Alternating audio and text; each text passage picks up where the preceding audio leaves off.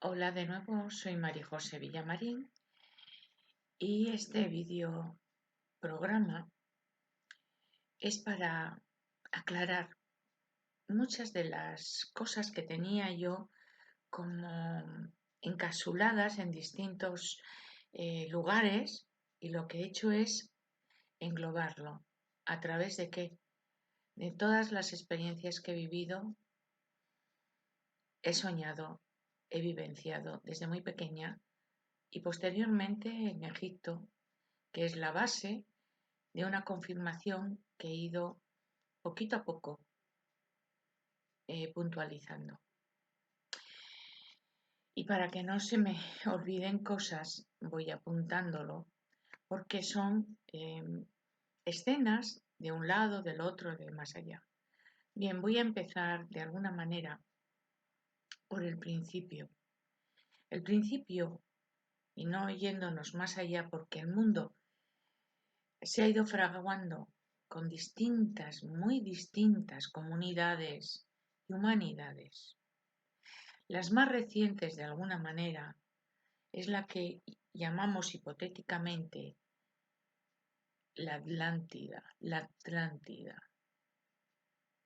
que estuvo en el mar Atlántico, ¿m? Entre Estados Unidos, Centroamérica, Sudamérica, España, Canarias y más arriba. Era un continente enorme. Sus vestigios irán poco a poco descubriéndose a medida que la humanidad vaya entrando en una catarsis de consciencia que aún todavía no ha conseguido.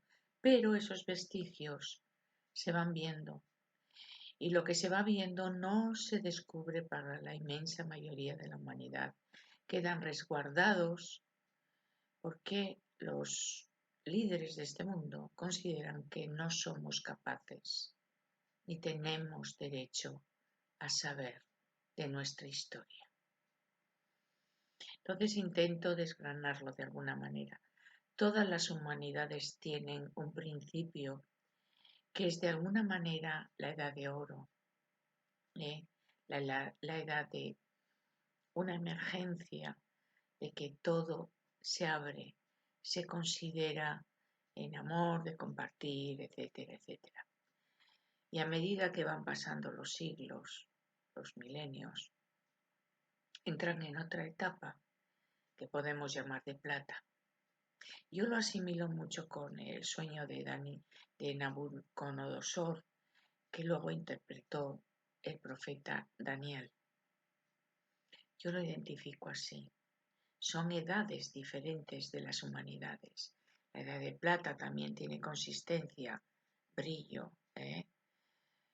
ciencia, poder, pero ya va siendo menos que la de oro.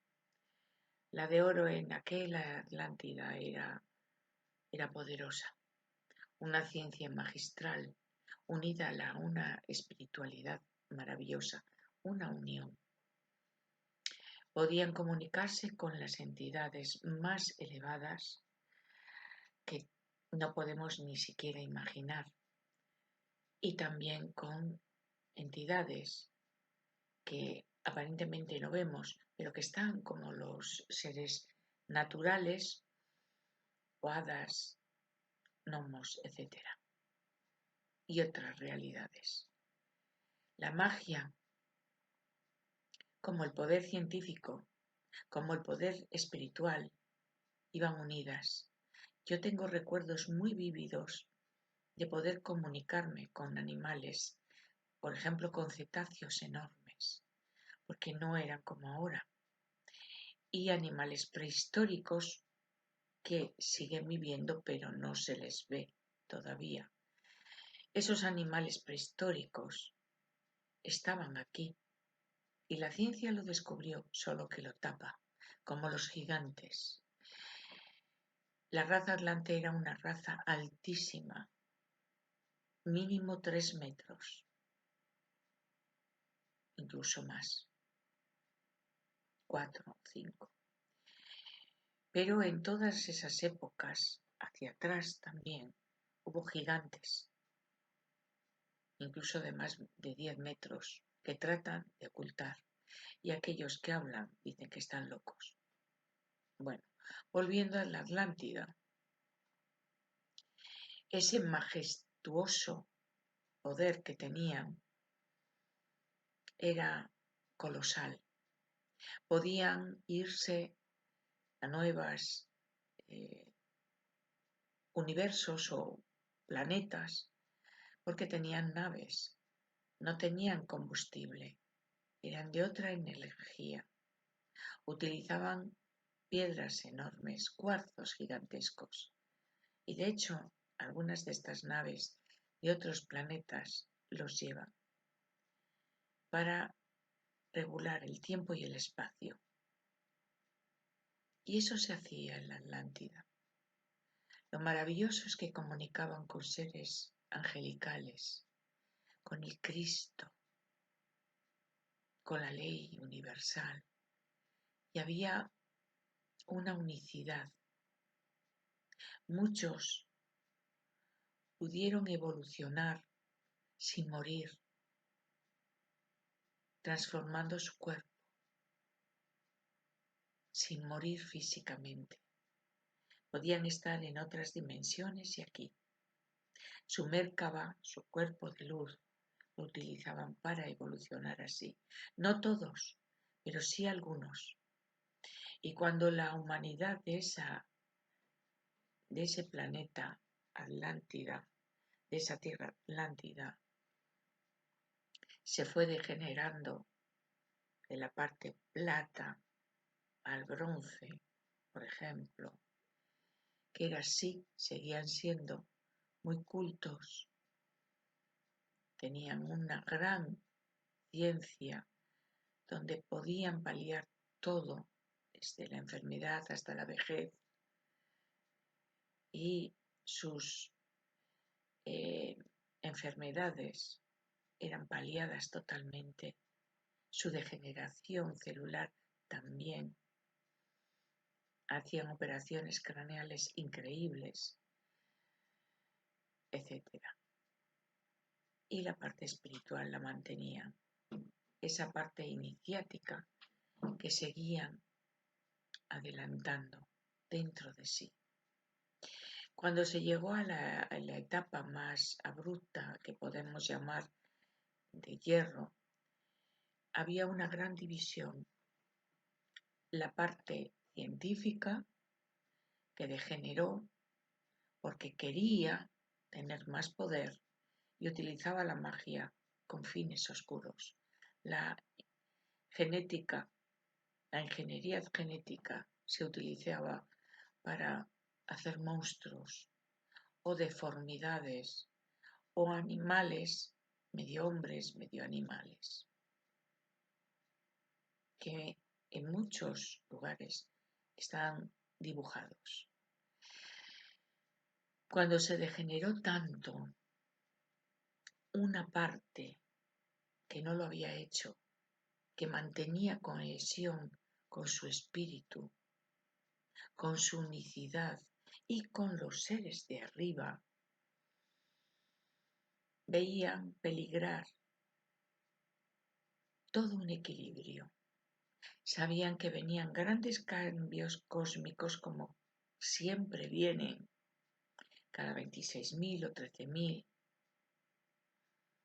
Sabían que toda esa negrura tenía que acabar. Lo iban comentando a lo largo del tiempo y nadie les hacía caso, o muy pocos, como está pasando ahora, que a pesar de las profecías y gente espiritual que comunica, no se hace caso.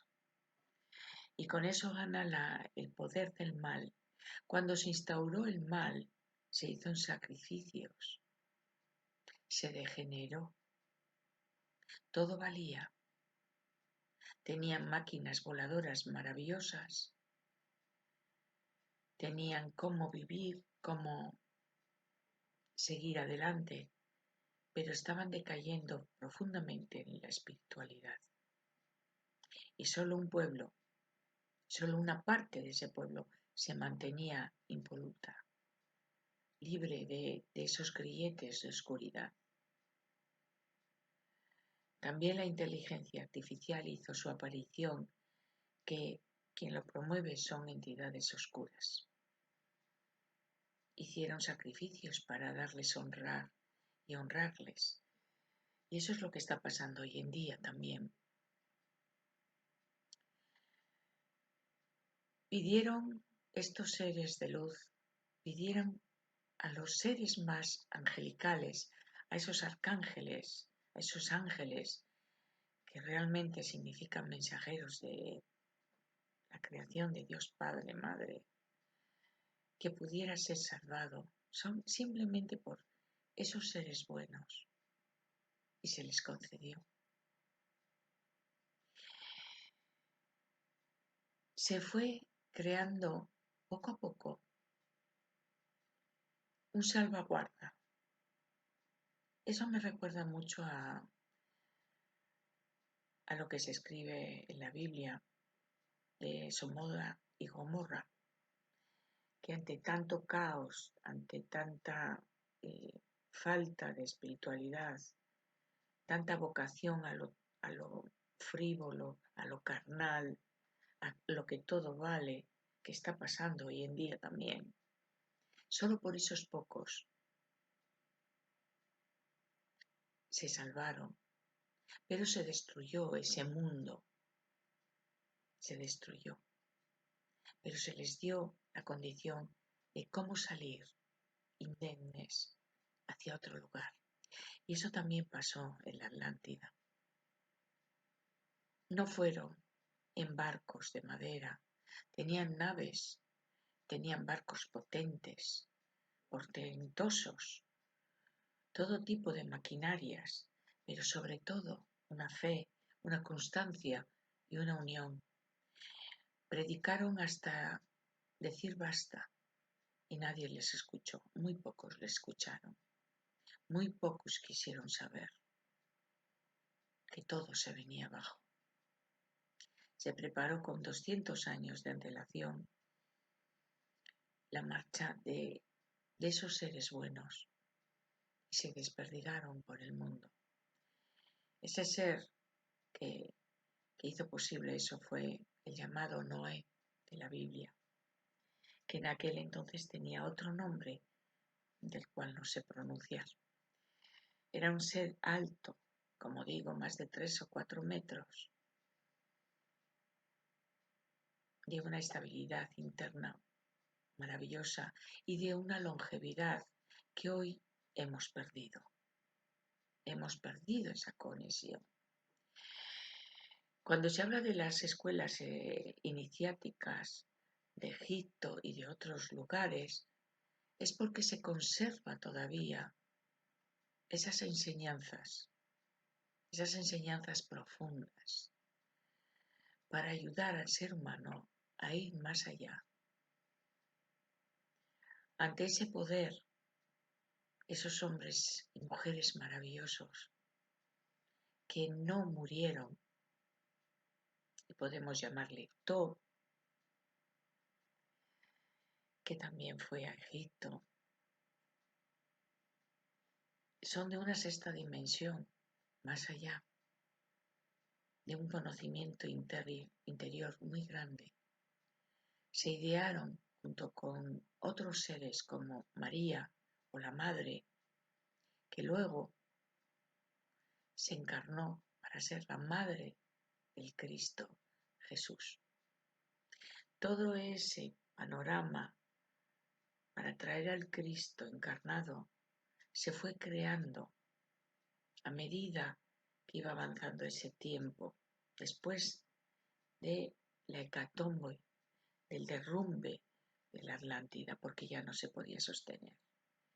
Y también porque el mundo estaba cambiando, los mares, las tierras, todo. Estos llegaron a Egipto, que era un vergel. Las personas que vivían allí eran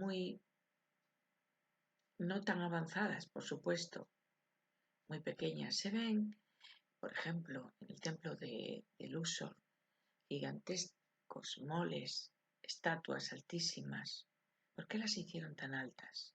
Simplemente para dar una imagen real de que esos seres eran tan grandes y los que habitaban en otras latitudes cercanas o más lejanas tenían otras estaturas, pero convivían bien y se aprendía con ellos.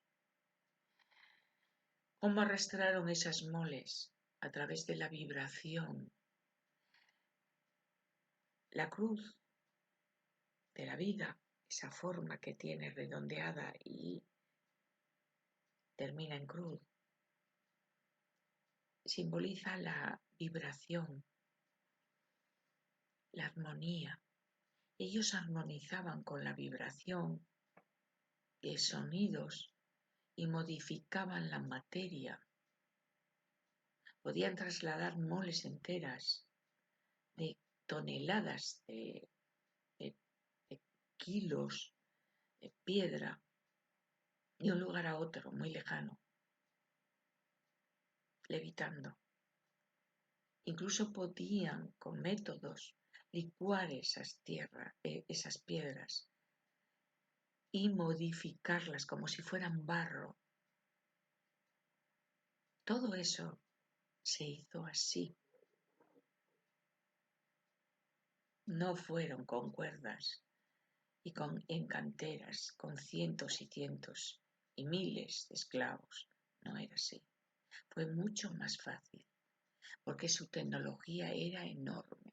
Y de hecho se ven en sus dibujos helicópteros, naves, submarinos, aparatos de luz.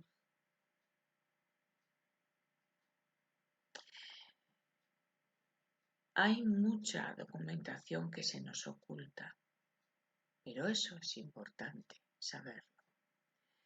El templo de Hathor en Dendera, lo voy a leer para que no se me olvide, lo he apuntado para no irme por otro lado. En los tronos donde se sientan estos reyes, son como si fueran de ascensión, como si se sentaran en su evolución, en su Merkabah, en su transformación interior. Muchas veces en la mano derecha sostienen una vara muy larga, que significa la resurrección. Todo es iniciático, todo tiene un porqué. Luego, a través del tiempo, como pasó en Atlántida, se fue degenerando. Solo se quedaron con las imágenes, las simbologías, y utilizaban su forma de entender, porque les convenía así. Pero se perdió su esencia. Solo unos pocos mantienen esa esencia. Esa vara es como portadora y abridora de puertas del cielo. Y es algo que a mí me llamaba la atención.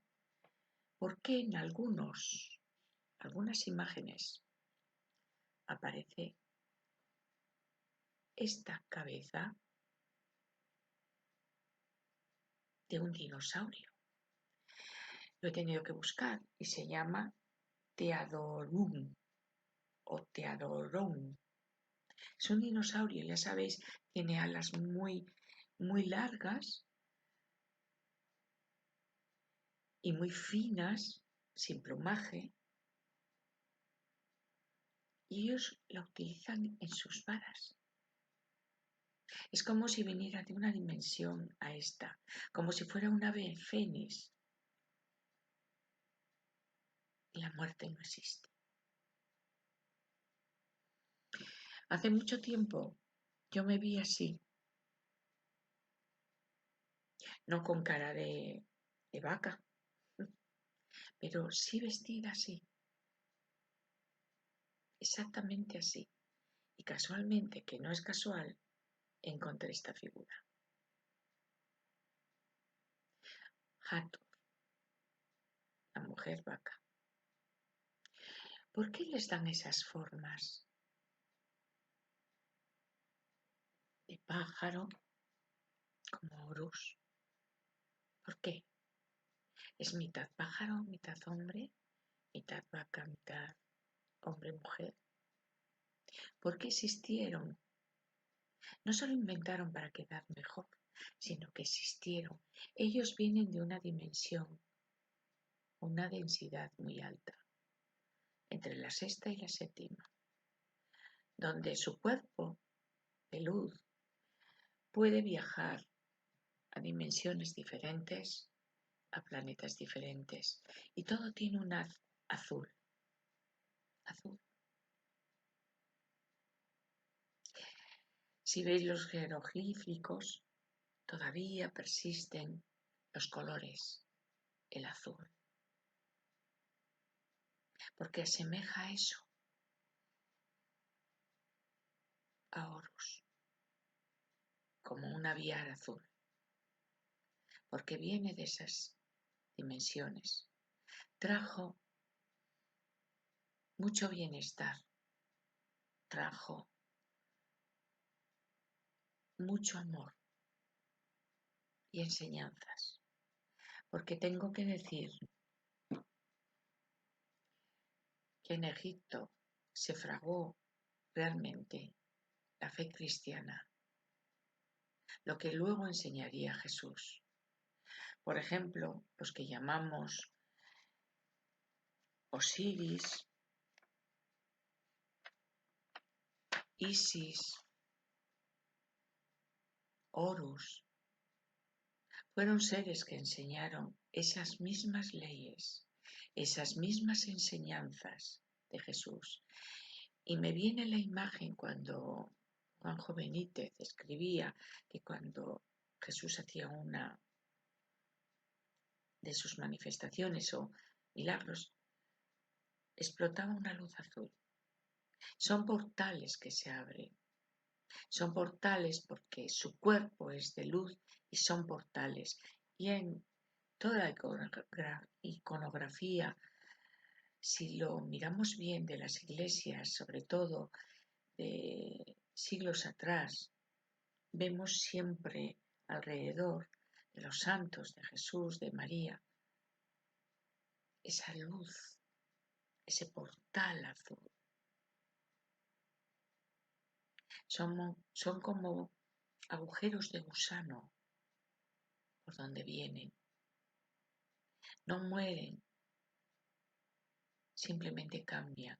No necesitan vehículos físicos, porque su cuerpo ya es un vehículo físico y de luz espiritual.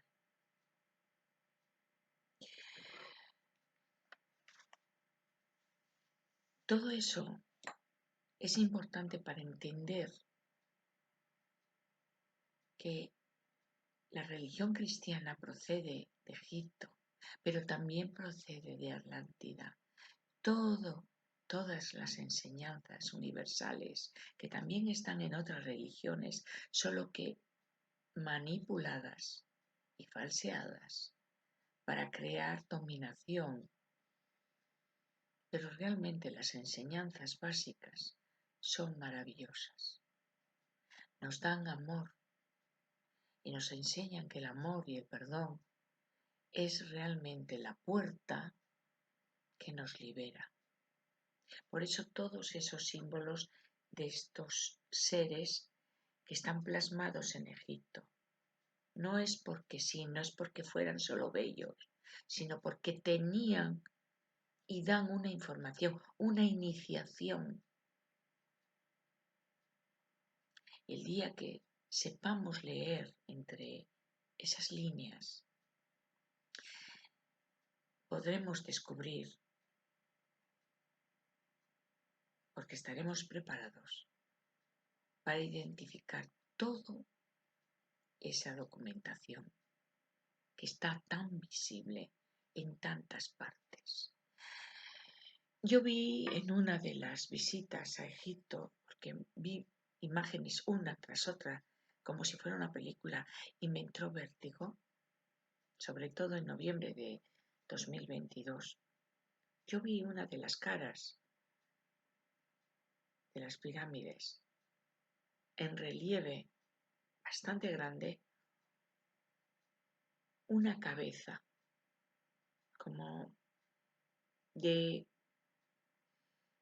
un rey, de un faraón, en relieve. Era hermosísima, todo dorado, rojo y de bellísimas piedras preciosas. Es como si en cada lugar del mundo pusieran una especie de lugar de señalización donde no perderse, porque esta tierra es muy material, muy densa y necesita orientarse. Quizás esté terminando ese tiempo de orientación, pero se hizo, al igual que tantas y tantas pirámides alrededor del mundo y en sitios muy, muy especiales, para que esta tierra fuera siempre dirigida y con una línea de identificación. Es mentira que las pirámides fueran lugares funerarios. No es eso. Debajo de cada pirámide hay algo espectacular que se irá descubriendo, si no lo han hecho ya, para que redescubramos todas las riquezas que quedaron de su época dorada, no la de generación de posteriores faraones, etcétera, etcétera. Lo que se trajo de la Atlántida, al igual que en otras partes del mundo como los incas, como Norteamérica, etcétera, Centroamérica, Centro Europa, Asia, es porque todas esas ramificaciones de estas personalidades se fueron dividiendo. Dicen que muchos pueblos desaparecieron porque algo ocurrió, como los toltecas y demás, que acabo de estar en México, y la historia me fascina. No es que se hayan ido a otro lugar porque ocurrió algo, simplemente se lo llevaron a su planeta. Y así ha ocurrido a lo largo de la historia. Vinieron algunos, se llevaron a otros, pero eran los más puros de alguna manera, los sin tacha. Abandonaron todos sus monumentos, esos magníficos palacios, y se fueron, se los llevaron. Y no es ficción, para nada. Estos seres maravillosos, que como Jesús se comunicaba, se suele decir que están conectados como en las 4 direcciones, son también los 4 evangelistas de alguna manera, simbolizados por el toro, el león, el hombre, el águila. También tengo que decir que las encarnaciones de Jesús fueron también, o del Cristo, como Thoth o Hermes Trismegisto. Sus enseñanzas o el libro de Esmeralda no tiene desperdicio. Y poco a poco los hombres y mujeres despiertos irán recordando y reconectándose con su esencia divina y comprendiendo que todo está dentro. Cuando hay una gran evolución, cuando hay una integración del espíritu, todo lo material queda obsoleto. Solo nos sostiene como sostienen los zapatitos a los niños o el tacatá. Pero cuando estamos fuertes y maduros, El Merkabah, nuestro vehículo de luz, es el que nos lleva y es el que termina con la muerte física. No existe la muerte. Cuando se creó todo el engranaje de cómo tenía que venir Jesús el Cristo, preparado ya desde sus encarnaciones anteriores, esos hombres y mujeres que habían trascendido idearon ese plan maravilloso para posteriormente, en estas épocas, la humanidad no se degenerara por el mal, sino que no retrocediera, como dicen los hindús, mi madre puede ser una vaca, no, sino adelantarnos, seguir hacia adelante, evolucionar. Y esa fuerza divina que desparramó en su muerte aparente, en su sacrificio de alguna manera, lo desplegó. Lo he explicado muchas veces en vídeos, porque yo lo vi y lo recuerdo. Vi cómo salía de su cuerpo de luz, ya muerto físicamente o aparentemente, millones de chispas o células de su cuerpo de luz y se injertaban en cada alma y en cada cuerpo, si fueran demonios, almas, hombres. No se va hacia atrás, se va hacia adelante. Evolucionamos, no degeneramos. Todo ese magnífico plan se llevó a cabo hace 2000 años. Y es hora ya de que salga a la luz toda esta información, porque la he ido viendo en los viajes a Egipto, la he ido sintiendo, he sido atacada para no divulgar todo esto. He estado muy enferma y a punto de irme para que no salga a la luz, porque mis recuerdos son vívidos. No puedo demostrar, pero el tiempo dará lugar a una respuesta clara. Aquellos que no creáis, que dudéis, dejadlo ahí. Dejarlo ahí. Si crece esa semilla será porque es el tiempo y es bueno para vosotros. Será así. Pero siempre, siempre, la luz prevalece y la información se dará y se esclarecerá. Porque la verdad nunca estuvo del todo oculta, solo tapada, hasta que los primeros ojos pudieran verla. Estamos en el tiempo de mucha oscuridad, pero también de luz. Una luz que va emergiendo cada vez más, y va obstaculizando esa oscuridad. La va envolviendo, la va subyugando hasta aniquilarla. No que desaparezca, porque la oscuridad es parte de nosotros, pero la luz lo envuelve todo.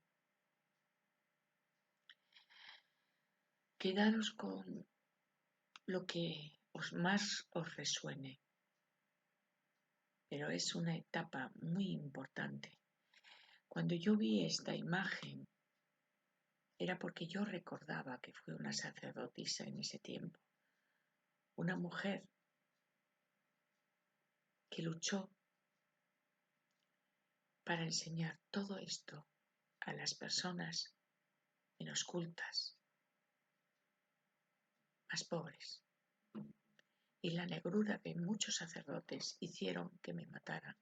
Yo lo sabía, porque no les interesaba que la verdad saliera adelante. Solo unos pocos tienen derecho a tener la verdad, pero la verdad nos hace libres y nos libera. Siempre.